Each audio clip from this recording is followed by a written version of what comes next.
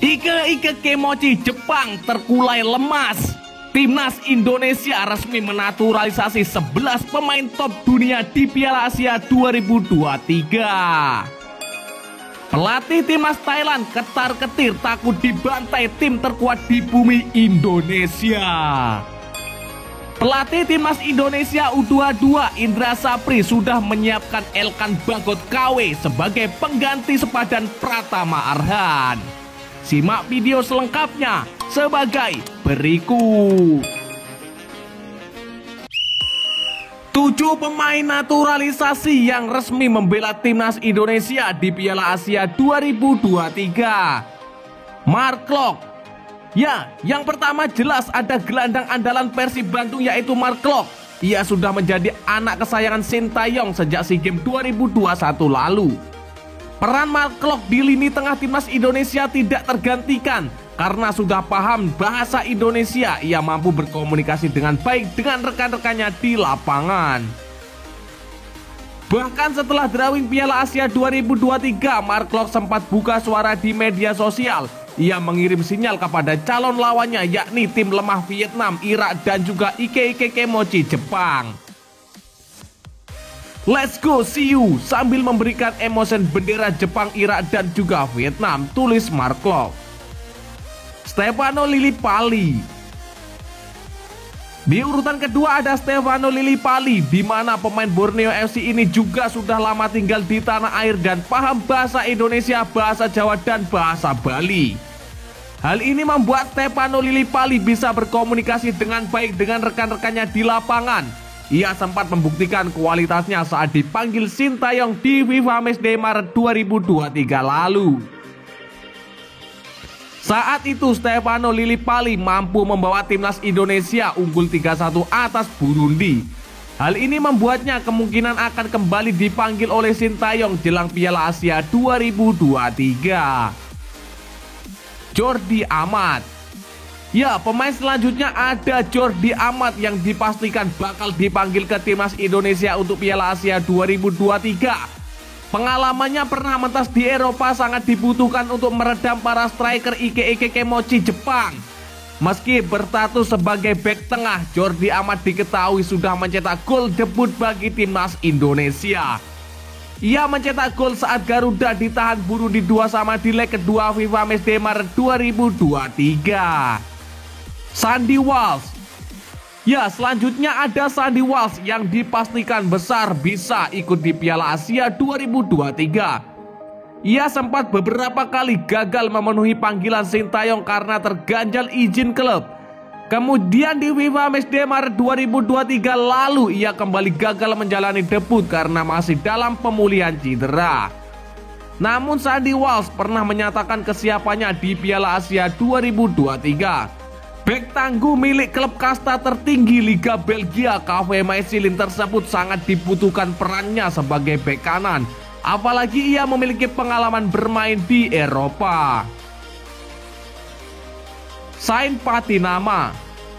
Ya, sama seperti Sandy Walsh, Sain Patinama juga sudah tidak sabar menjalani debut bersama timnas Indonesia.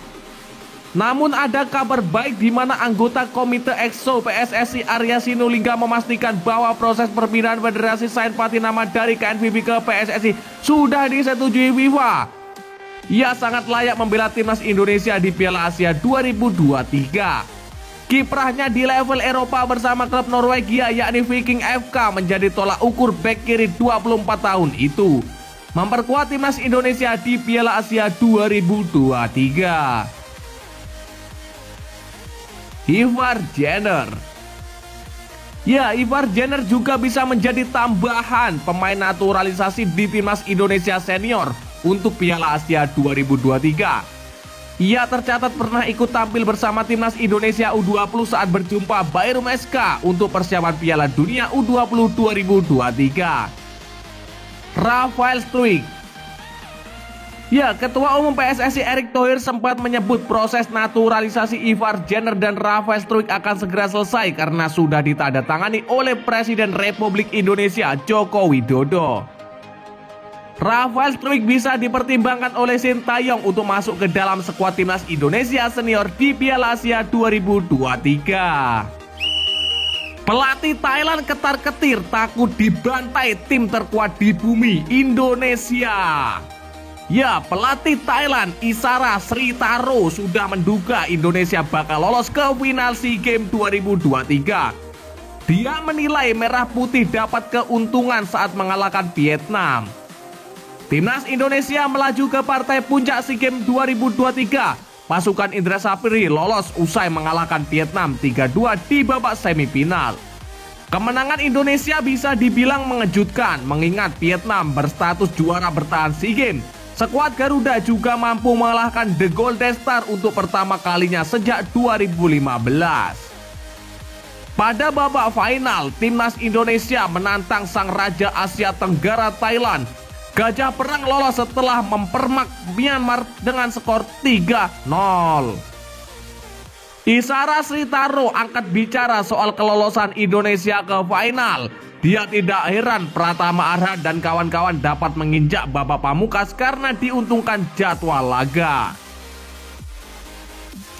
Indonesia dianggap Isara punya waktu istirahat lebih banyak ketimbang Vietnam.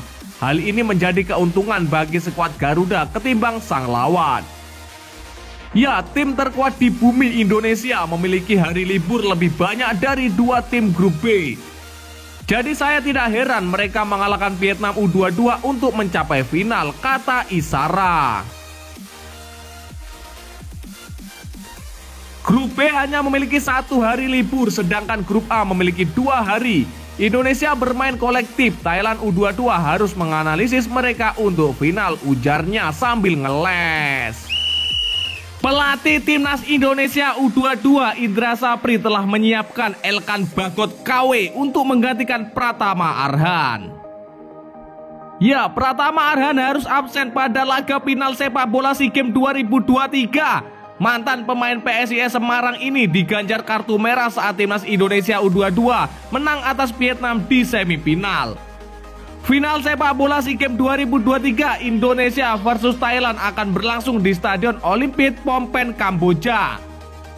Pelatih timnas U22 Indonesia Indra Safri pun harus cepat mencari pengganti pemain untuk menempati posisi Pratama Arhan. Ya, Pratama Arhan diusir wasit usai diganjar kartu kuning kedua pada menit ke-60. Dalam laga semifinal timnas Indonesia versus Vietnam di Stadion Olimpit Phnom Penh, Kamboja.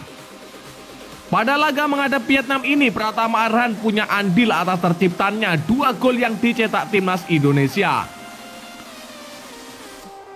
Pertama, lemparan maut pemain Tokyo Verdy itu berujung asis usai sundulan kepala Komang Teguh menjebol gawang Vietnam saat laga baru berjalan 11 menit. Kedua, lemparan jauh Arhan langsung mengarah ke penjaga gawang Vietnam, Quan Chuan, dan terpisahnya membuat bola jatuh ke kaki Marcelino Ferdinand. Sepakan keras Marcelino Ferdinand yang mengenai kaki Muhammad Ferrari tidak mampu dihalau Quan Chuan pada menit ke-55. Indra Safri mengisyaratkan tidak khawatir dengan ketidakhadiran Pratama Arhan di laga final melawan Thailand. Indra Safri sudah mengantongi pengganti yang akan menjalani tugas dari mantan pemain PSIS Semarang tersebut. Namun dia enggan menyebutkan siapa nama pemain yang dimaksud tersebut.